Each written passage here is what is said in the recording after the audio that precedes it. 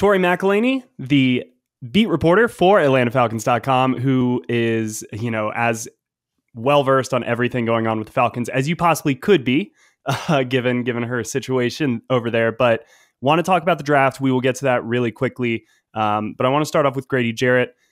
Tori, the extension has come. I think there was some concern that maybe it wouldn't, especially given the way that kind of language around the relationship with Grady Jarrett has evolved over the past few weeks. What are your thoughts on Grady Jarrett? And, hi, how are you? I'm good. No, thank you for having me on. I know it's been a crazy, I was about to say day, but it's been a crazy 2 weeks. So, yeah. But no, I'm doing good. Thanks for having me. Let's jump into the Grady Jarrett stuff. Here's the thing about the Grady Jarrett news that I think is really interesting is that I feel that it's kind of the culmination of a story that started a year ago. I remember this time last year being like, the way that the Falcons are going to get some cap space is if they restructure Grady Jarrett. And then the more that you think about it, the more it was like, and the more it didn't happen, it was like, wait a minute, is Grady Jarrett a fit for Dean Pease's scheme? That was something that over and over and over again, people brought up to me. I thought a lot about, especially heading into training camp in the season. But what's really interesting is that even though I guess technically he doesn't fit Dean Pease's scheme the way some people think that he should, any defensive coordinator would want Grady Jarrett on their team. And that is a fact. And I think that you look at, I actually just tweeted this quote out because I thought it was so great. Back in the 2021 season, about midway through the season, Dean Pease said, if there is a player that you want young players to aspire to be, it is Grady Jarrett. And so no the fact, question. Right, the fact that not only were people saying like, oh, the reason why Grady didn't get extended last year was because he didn't fit Dean Pease's scheme and they were trying to get blah, blah, blah, blah, blah, whatever. The fact that Dean Pease and Grady Jarrett both come into the 2021 season and Dean Pease essentially falls in love with Grady Jarrett and who he is as a player and a person. And Dean has said from the get-go that you fit your scheme to the players and who you have available.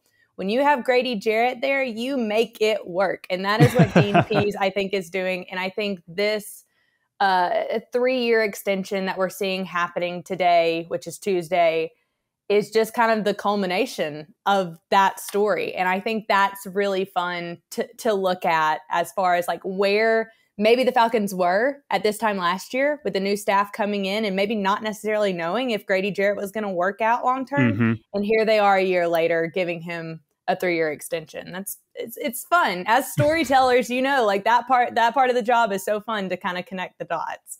Well, and it's also a testament to the type of person and player that Grady is, because when you bring in a new coaching staff, a new front office, everybody is on notice, whether it's a player, whether it's a front office, personnel member, whether it's an assistant trainer. Everybody's kind of now being evaluated with fresh eyes, with people who they don't necessarily have a history to. And it's very telling that in a unfortunately 2 offseason window, when a lot of leaders on this team and organization have gone elsewhere, that they looked at Grady and said, no, not only do we want to have him here for the short term and we're looking to renegotiate some of his deal or move money around to make him more feasible in the short term. No, he's a long-term piece and we want to extend him outright. And that is a good way to move your money around to make it a little bit more feasible and flexible with what you want to do. But you don't want to lose a player like Grady. And you and I have been fortunate enough to see him up close, to talk to him, to work with him.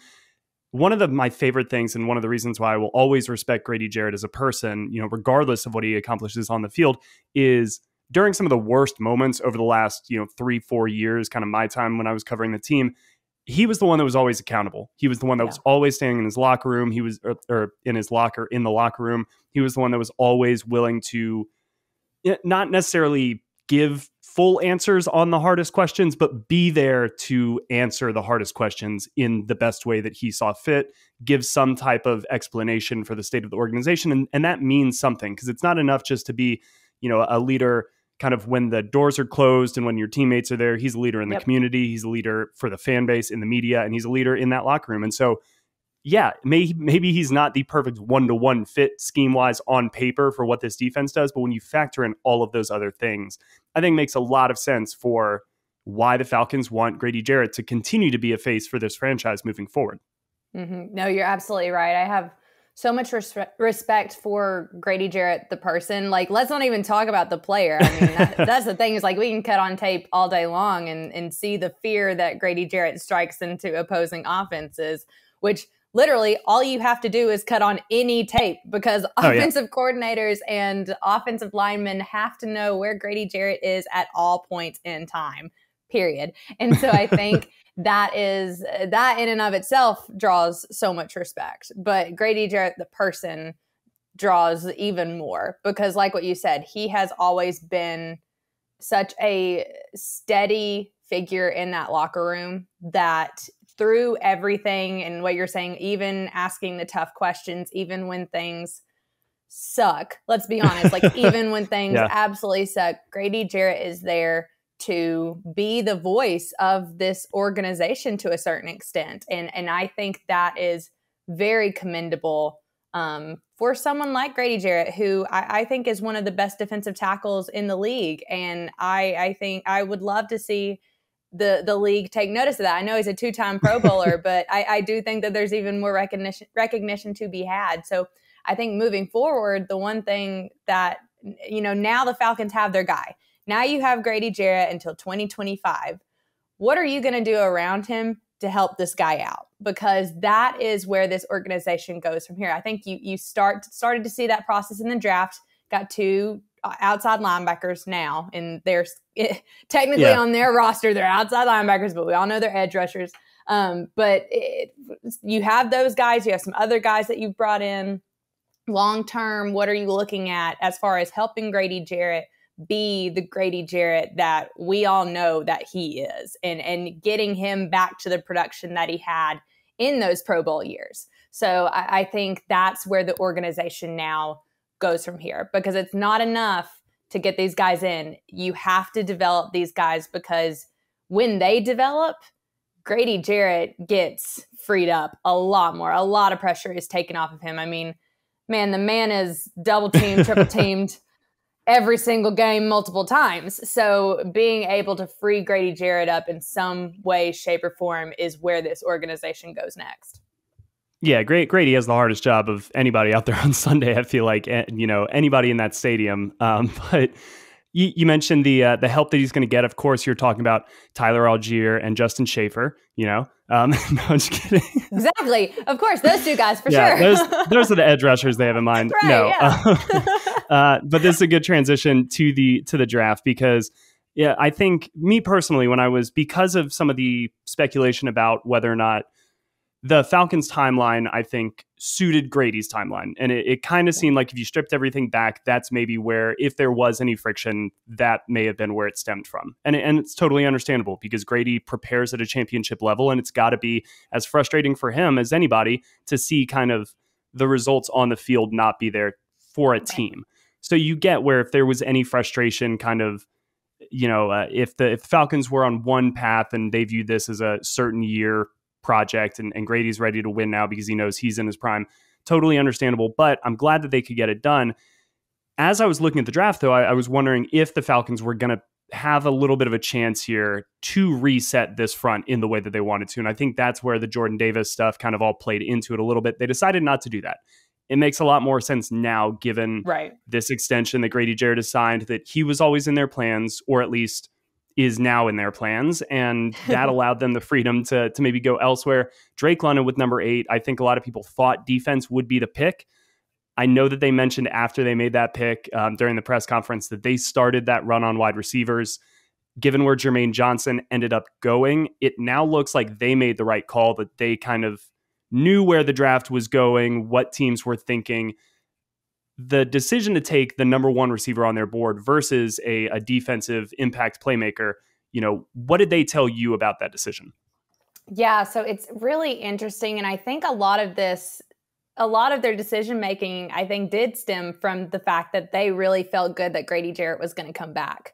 It's fun I say fun. It's interesting looking back on the draft day decisions, especially day 1 and day 2, knowing what we now know, that Grady Jarrett was in the midst of signing a 3-year extension with the Falcons. I think that goes into such a major, that like, I can't think of this draft class and not think about that. Like, and that's really interesting to think about now, however many days we are removed from the draft. It's a puzzle draft. It's like the more that the draft unfolds, we get like more pieces, and then it all starts to make sense. Yes. And then, because I was really curious as to why they took Tyler Algier. And I'm like, you do not need another running back. You have so many guys in that room. And then they released Mike Davis yesterday. So it all starts to slowly make sense. Now, what I have to say about taking Drake London at number 8 versus maybe a defensive player, I think it would have been a different conversation had some of those defensive ends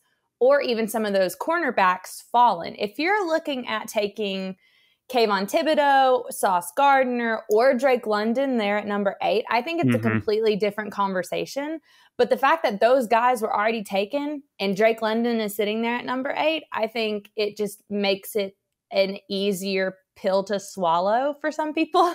I think it's really interesting too, because I kept getting a lot of questions after Thursday night and then into Friday morning about why the Falcons took Drake London and not Garrett Wilson. See, I was trying to plant those seeds early on, Tori. I was like, it's going to be Drake if it's going to be a receiver. It just like, it makes too much sense. Yes, exactly. And that's what I said too. Even in my 7-round mock draft that I did the week before, I had the Falcons trading down a little bit to get Drake London. But I still had them taking Drake London because of all the receivers that we knew were going to go in the first round. Drake London is an Arthur Smith guy. And that's what I tried to keep telling people, because I was like, I know technically Garrett Wilson and Jameson Williams are the more flashier of the receivers. They're quicker. Like they have more of the look of what people like assume, I think, receivers are. But Arthur Smith has said almost, if he said it once, he said it 30 times, I am sure this offseason, go out and get me a big body receiver. Go out and get me somebody who can take a hit and keep going 5 yards. You know, like I really do think that this is what was happening in those conversations about, okay, what wide receiver do we as the Falcons organization value? And right now they value a guy who's a big body like Drake London to kind of go. And it's interesting because we've seen that pattern over the last year. They go out and they get Kyle Pitts. This offseason, they've signed a guy like Auden Tate. Now they got Drake London at number 8 overall. They have a type. The draft. They have a type. And it's like, it's like the blueprint is right there, people. If we just look for 2 seconds, you would realize exactly why the Falcons wanted to go after a guy like Drake London.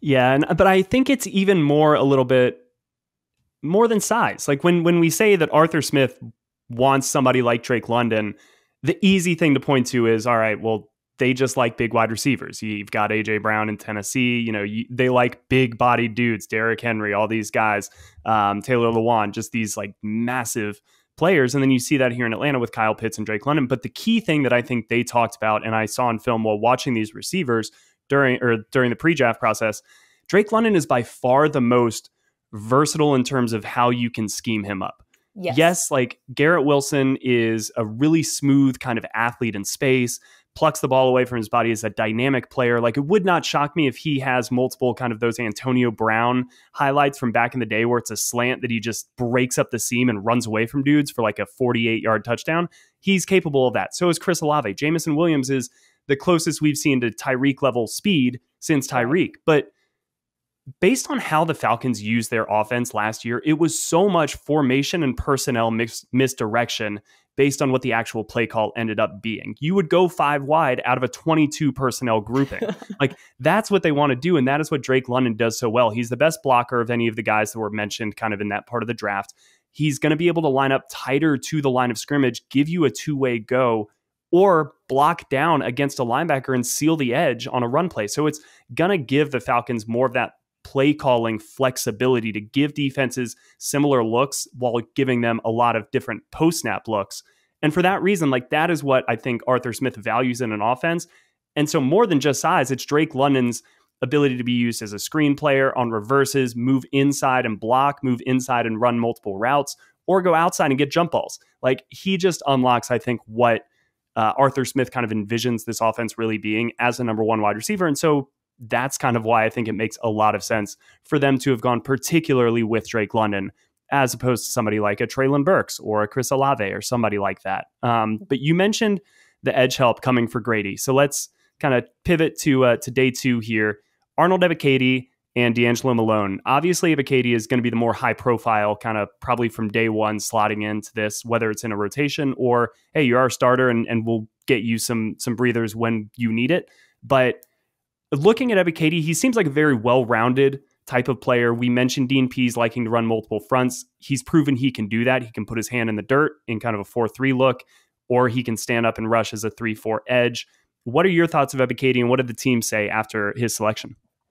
Yeah, Devicati was a guy who I think the Falcons were targeting for a while. I think seems like it. Yes, I think that they were, and this just goes off of my conversations that I had kind of in the building, and then also what Terry and Arthur were saying in the press conference, because I was able to talk to every single position coach of the draft pick and every area scout. This was really cool. I saw this. This was something that I had so much fun with. People were asking me like why I wasn't in certain press conferences, and it was like, I promise you're going to get to see all that content. I was actually in a ton of press conferences. It were just interviews that you haven't seen yet. But I got to interview all the position coaches and all the area scouts for every single draft pick. And in those conversations were vital for me to understand kind of the Falcons' thinking. And for a guy like Arnold Devicati, it was very much a situation where I think they valued him very, very high, and they knew they wanted to get him with that first pick in the second round. Okay. And they were very much like, okay, we're going to do what we got to do to get him, because we think that these four edge rushers are going to go in the first round. You knew that. You knew, even with the Jermaine Johnson falling to where he did, you still knew that Jermaine Johnson was going to be a first round pick. Arnold Devicati is he was right a fringe. There. He was a fringe guy. Yeah, he was right there. And I think when the Falcons saw that Arnold Devicati fell to the second round, they went into that Friday, day two, being like, this is our guy. Let's go get him. And and we saw the trade up to get him. Yep. And I think that is very telling for, one, the type of player that they believe him to be, and how much they still very much were valuing the need to find a good edge rusher to come in, not to play a depth role, but to potentially play a starting or rotational role. I mean, that's the thing, is like, Devicati is going to get a lot of reps in his rookie year, period. Like I keep saying that. But like, it's so true. I feel like all of these things that we're talking about are very obvious and evident, but it's for Devicati specifically. You know, you look at the room overall, you have Devicati, you have Ade Ogundeji, you have Lorenzo Carter. These are all pieces that we have not really talked a lot about at all, because they haven't been here. Like Ade Ogundeji, he's the veteran in the room. He's the only one who's been here in Atlanta for over a 2-month time period. So these are all players that are outside of Lorenzo Carter, but I think Lorenzo Carter has something to prove by coming to Atlanta. I do think it's going to be a good fit. I would like to see his production continue to escalate as the year goes on. We saw what he could do, what he did in those final 5 games of the 2021 season. I hope that continues for him. But with these other guys, even D'Angelo Malone, which, you know, I'm sure you'll have questions about him too. Let's segue right in there. Just give me your thoughts. How does he fit in? I love this pick too. I think he reminds me a lot of kind of the way that you looked at Ade Ogundeji last draft class. You know, last year you're looking at Ade and you're like, okay, like he can develop into a guy like one day. And then as the season goes on, you're like, Ade is out there all the freaking time. Oh, yeah. I think that's going to be the same thing that's going to happen for D'Angelo Malone. I think you're going to see these young guys get bukus of reps in their rookie year. Is these two, Devicati and Malone specifically. Ade's going to be in there all the time. Lorenzo Carter's going to be. I mean, these guys are young and they are almost like sponges. And I think if you're Dean Pease, if you're Ted Monachino, who's the Falcons outside linebackers coach, I have to think you're super excited that you have 3 really talented, long, fast, like just exciting, exciting young guys to mold into what you want them to be. You see the potential. That's why you got them, is because you believe that they can be something. Well, now you have them in the building, and I just can't imagine that like Ted Monachino isn't sitting there like, just let me at these guys. Let me show them what to do, what we need them to be. That's really exciting. And I know that they're going to take their bumps in the road, as every rookie does. But I think long term, this is something that they're really, really trying to build this position group. They really are. And I really think that so far, these are some smart picks that they have put together. And I think moving forward, you're going to have money next year towards the salary cap. It wouldn't surprise me if they go out and get a veteran that like really anchors that group. So I think they're in a good position right now. And I think that, no, this isn't going to be a situation where the Falcons are going to be the best pass rushing team in the NFL next year. By God, no. Right. But this is a long-term play. And if you're looking at 2 years down the road, 3 years down the road, I would like to think that this edge rusher position is going to be in such a better state than it was when Terry and Arthur came in here. Yeah, I mean, if they could go from 18 sacks to 20 sacks, that's improvement. Hey, that is a step in the right direction.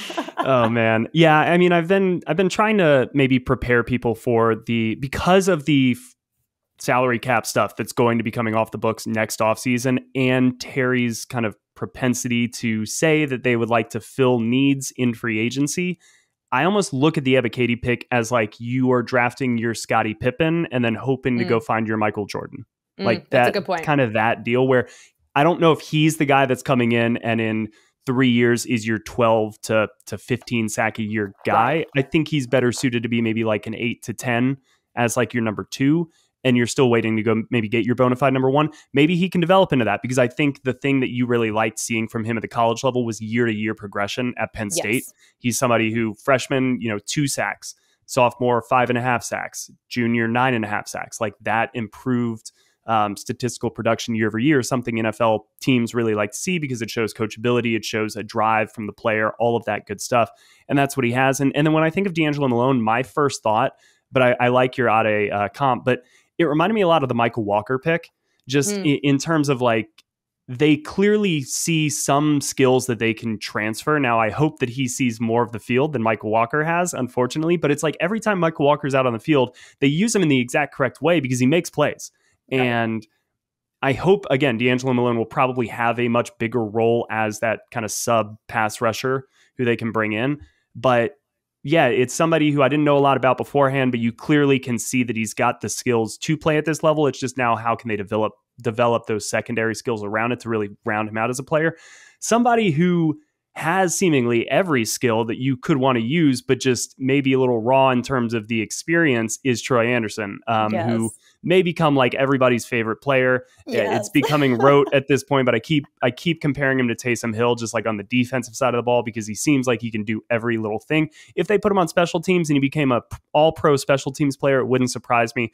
What did they say about Troy Anderson? Because it seems like in the aftermath, nobody can stop talking about this guy, even though we had really no clue who he was coming into it.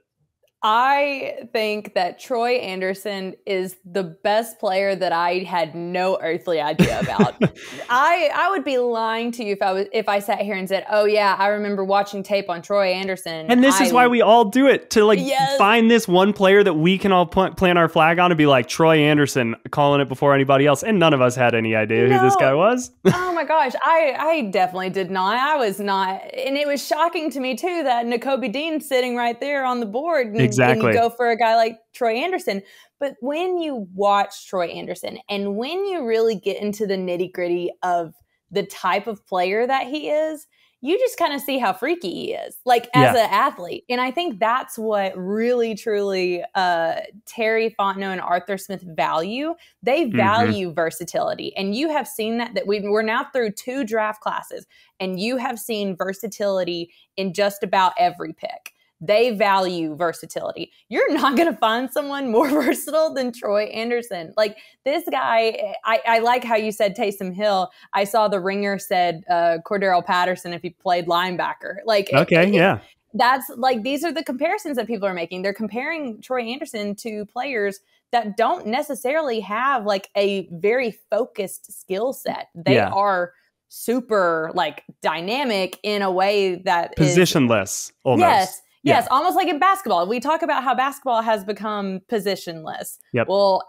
if you look at these players that we're naming off, they're kind of positionless too. But with Troy Anderson, I think something that I was talking to Frank Bush about, who's the Falcons' inside linebackers coach. Is that where they envision him? As inside linebacker? Okay. For right now, I think so. That, of course, could change. I mean, according to it makes sense, though. I look at him because I kind of see Devondre Campbell a little bit when I look at Troy Anderson. Just kind of the same raw mold of clay coming out, but the length is there, the speed is there. You could see him kind of being their tight end eraser if they can develop him in that skill set. But sorry, continue.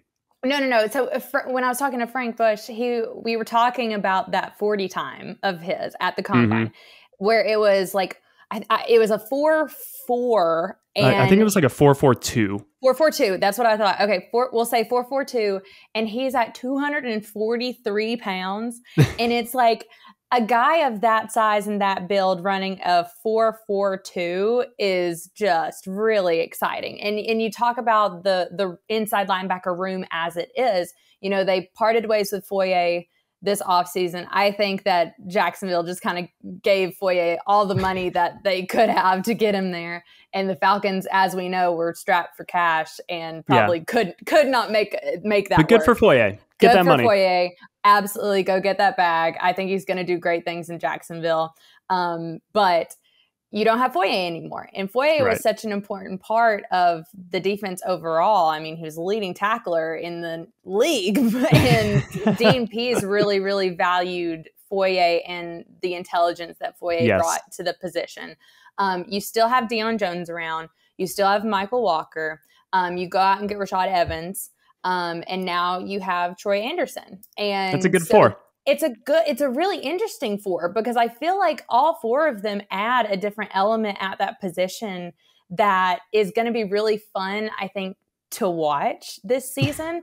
And especially if they use Troy Anderson in a multitude of ways, then it's exciting. I understand why people are so excited about Troy Anderson. And then also I know like in his post-draft press conference, he's talking about like raising cattle and like all of these things. And it's just like, he's a cool dude, like freaky athlete, cool dude. People are going to love him. I want to get to Desmond Ritter last. So I'm going to ask you I'm going to ask you to summarize your thoughts on day 3. The aforementioned Tyler is it Algier? Algier, yeah. Algier, all right. The aforementioned Tyler Algier, Justin Schaefer, the guard out of Georgia, and then John Fitzpatrick, a tight end out of Georgia. So they got a couple dogs, got a couple bulldogs. I think, and I like the late day 3 picks out of Georgia because I think that's as much a culture message. I think that's a lot about the program they're coming from, a lot of competition. They're used to competing against the very best in practice every day. They're used to competing against the very best on Saturdays every day. So it's like, you get what they're going with here. But who among the day 3 picks do you think has the biggest chance to make an impact in 2022? And if your answer is all 3, I kind of understand it. Yeah, no, it's funny. I'm glad that you said that because I was about to say all 3. I do think that there's some potential to see all 3 of these guys be a part of what the Falcons are doing in 2022. I'll start with Tyler Algier. I think he's such a fun pick. And it was interesting because when the Falcons took him, I got a few texts from a bunch of different people being like, you're going to love him. Like he's just so fun to watch. He works hard. I like that he was a walk-on that, didn't really have a place, played a little bit of linebacker before in the last 2 years, really owning the running back position. Yep. And I was talking to Joel Collier, who's the area scout for BYU, and he was saying how Tyler Algier really transformed BYU's offense in a way that had not been done. They are not like a run first, like well, they had Zach Wilson. They needed a new identity offensively this past year. Yes. And so that wasn't their game. Like Tyler Algier comes in and starts having the production that he did. And it's like, wait a minute, like we really have something here. Let's lean into this. And because they had Tyler Algier, they became more of a balanced, dynamic offense than they were before. And I think that's really telling. And I think that's why the Falcons really valued him. He's not necessarily the fastest running back on the board, but he plays hard. He works hard. He's a bowling ball out there. I think that is something that is going to be really exciting to see, because you know that Cordero Patterson is not your typical running back. You know that about him. And you know that he plays a bunch of different roles for the Falcons and lines up in a bunch of different ways.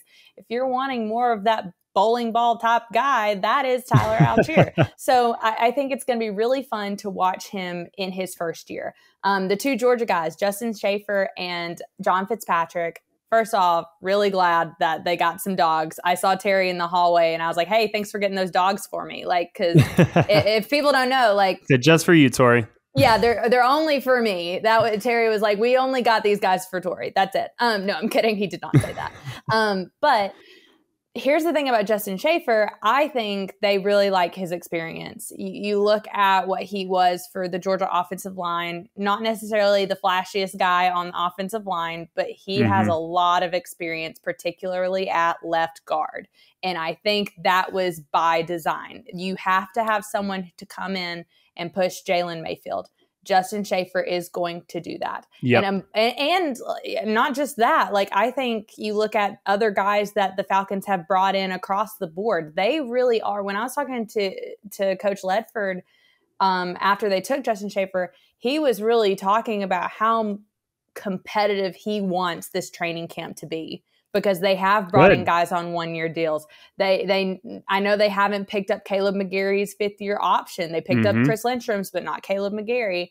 Jalen Mayfield didn't have the best rookie year. Like, I really do believe that they are trying really hard at this position group, more than any other position group, in my opinion, to just honestly have these guys beat the crap out of each other, for these starting roles. Arthur Smith wants some nasty guys up front, some mean guys up front who's going to move that line of scrimmage. They're trying to actively find that. I think Justin Schaefer is a piece of that. So that's him. Now, John Fitzpatrick.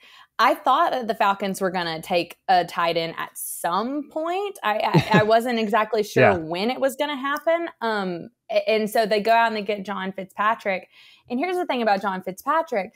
He is not Brock Bowers. Like, I think people, like, that's the thing, is people watch this Georgia offense and they're like, oh, they have the flashy tight ends. John Fitzpatrick is not a flashy tight end, but that does not mean that he is any less important on this Georgia offense. You and I both, like, he's slightly less important than Brock Bowers. Here's the thing. Comparatively speaking to Brock Bowers, definitely less important. But in a way that I think is overlooked a lot of times, he does the dirty work. He's your blocking tight end. And that does mean a lot to what the Falcons were looking for this offseason at the position. You don't have Lee Smith anymore, who retired last year. Hayden Hurst left in free agency. Though you've been able to go out and get a couple of guys and bring them in, you obviously still have Kyle Pitts. Like, you could use a good blocking tight end who's not going to complain about going out and doing the dirty work that doesn't get any recognition. John Fitzpatrick did that at Georgia. And I think that they valued that type of attitude in a tight end when they were kind of thinking about who's on the board with that final pick that they had. Yeah, I mean, first off, Bulldogs love to do the dirty work, so draft your Bulldogs. But absolutely, I think if you watch John Fitzpatrick play, like, they didn't even ask him to really do much more than what he did. But what he did was block at a really high level. And you have a team like Georgia who first and foremost wants to establish a run. That is what they build their offensive identity around. And I think the same thing here in Atlanta. I mean, I think that's what they would ideally like to create as their offensive identity, is a dominant run game first that sets up a pass game. And so I wouldn't be shocked if John Fitzpatrick, if we see him being used in a little bit of a kind of that second, third tight end that often gets leaked out on those kind of deep play action, the Kyle Shanahan favorite play of his. So I think that there's some potential there, but he's not going to come in and even be a Hayden Hurst, and so.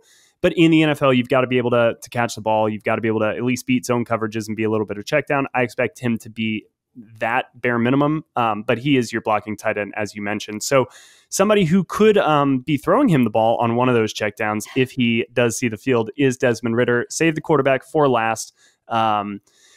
Kind of feels like we're not talking enough about Desmond Ritter, even though I expect that to change. There's a long, barren wasteland of NFL news coming. So we're going to have plenty of time to dive into Desmond Ritter film, break him down. But throughout the draft process, comps were two players like Ryan Tannehill, two players like Marcus Mariota. I think there's some interesting comps there with Colin Kaepernick, if you want to kind of dig back that far. But that type of player, he's not an athlete in the sense that his athleticism is the first tool in his toolbox, but it's certainly second or third. He's got more than enough athleticism. I was watching a comp the other day where it was basically him simulcast on the 40 with like Russell Wilson, Patrick Mahomes, and I'm struggling to pick up the third one, but basically he was the fastest of the three, and they are three quarterbacks considered relatively mobile in the NFL. So the mobility's there. The accuracy is, I think, a little bit of a concern, but the way that I've looked at it is like Josh Allen. And I'm not comparing his skill set to Josh Allen, because Josh Allen was a ball of clay where if you ever figured out how to unlock that ball of clay, you were looking at a generational type of talent. I don't know if Desmond Ritter's ceiling is that high, but I think what teams learned from Josh Allen is that there are certain skill sets that you can improve with better coaching, with more hours spent on the field, just going all in on the game, accuracy, timing, kind of your mechanical stuff. And I think Desmond Ritter is much further ahead mechanically than Josh Allen was coming out of college. But you see the things that you can coach. And to me, some of those pain points are what's present in Desmond Ritter's game that you can fix, that you can get more out of him. So is that kind of what the Falcons looked at when they saw Desmond Ritter was, yes, there's a player here that's flawed that maybe we wouldn't be willing to take in the first or even the second. We're very comfortable with him in the third. And looking at some of the quarterbacks that were still on the board, because they had their pick of everybody except for, ironically, Kenny Pickett. But they like Desmond Ritter. I think I see the reasons why, but what did they tell you about, choosing him over the other quarterbacks, and more specifically his future in this scheme? Yeah. So first off, I'll go into kind of what they liked about him. It's funny because I feel like we're talking about this with Grady Jarrett being a locker room guy.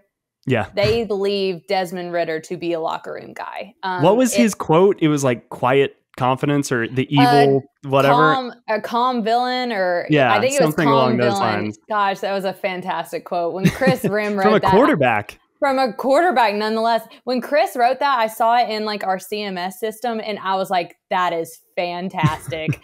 Cannot believe he said that. No, but so they believe that he is a good locker room fit, and they believe so because he comes from Cincinnati, where he won a lot of games.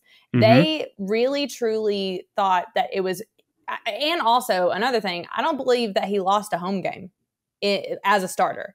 If I'm remembering correctly, that the fact that, and people will say like, oh, Cincinnati is in a different conference, like put him in the SEC, blah, blah, blah. No, like this is a guy who won a lot of games. Like, and there's a long lineage of success in the NFL, from your Baker Mayfields to your Johnny Manziels to your Tim Tebow's to your, I'm just naming like, come on. Like, just because you were a good quarterback in the SEC doesn't mean you're going to be a good quarterback in the NFL. I think that I always believe when people say that, that's just incredibly ridiculous. Aaron Murray, yeah. Won a lot of games in the SEC. We love Aaron Murray, but. So I just think it's really, that part of it was very intriguing for this staff, because they are wanting a guy who, you just traded away Matt Ryan, who is, we know, the the pinnacle of professionalism, in my opinion, and stability. And so you trade that away. Now you don't really have a lot of stability at the position. You bring in a guy like Marcus Mariota, who is very respected in the league.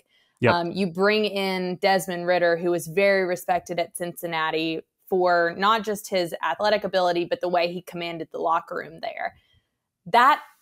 No one can make me believe that wasn't by design, that you're not thinking that in the back of your head. And so I think that was something that they really liked him. And I think they liked the mechanics of him. I think they liked his length and his speed and all of those kind of things. And I think that they do believe that there's still some untapped potential there. But now moving to your next question, the future for Desmond Ritter, it's going to be really, really interesting. And I think that the fact that he got on his post-draft press conference after being drafted to the Falcons and talked for a couple minutes about Marcus Mariota, I thought was fascinating. I was like, when he goes on and he's talking about like wanting to emulate Marcus's game and wanting to be like him, and then also like excited to learn from him. And I remember I was talking to some people and they're like, the best person that Desmond Ritter could learn from about being a professional is Marcus Mariota, and not like just like on the field. Yes, of course, but also off the field. I mean, they were really excited about that pairing specifically with Marcus and with Desmond Ritter. I think that is very fascinating too, when you think about the future of the position group. I think Arthur Smith was pretty straightforward in being like, Marcus is the veteran in here. Like, he has a history with Arthur Smith. Like, I think Arthur, it wasn't saying it, but was kind of saying like, don't think that Desmond's going to come out and be the guy day one. Like, I think he was trying to pump the brakes on people being like overly excited about Desmond Ritter. He still has a lot to learn, and you do have a veteran in Marcus Mariota there. So I think Arthur in his post in that day 2 press conference kind of was like, okay, pump the brakes. Yes, we did get a quarterback, but there's still a lot that needs to be done. So for the future of Desmond Ritter, I will be very interested to see how those two work together, Marcus Mariota and Desmond Ritter, and how they feed off of each other and learn from each other. But also I'm curious to see how much Desmond Ritter does see the field in 2022, because Marcus Mariota is only here on a 2-year deal. This is not something that I think this quarterback position is going to be in flux for a while longer. And something that I think about too, how much do we think that now that Marcus Mariota and Desmond Ritter are in the quarterback's room in Atlanta, how much do we actually believe that this time next year the Falcons won't be in the market for a quarterback? I think that's still such a possibility. Like, we have seen crazier things happen with the quarterback position in the last 5 years than we did the 15 years in the last before. 5 months. Exactly. In the last 5 months even. Exactly. And so that, to me, it's like, here's something. Like, if the Falcons have a guy that they still like in the draft next year and they have a top draft pick and have the ability to go and get him and he's their guy, I could see them still doing that. I could see them taking and packaging even Desmond Ritter. I could see them packaging a guy like him in a trade for a veteran quarterback.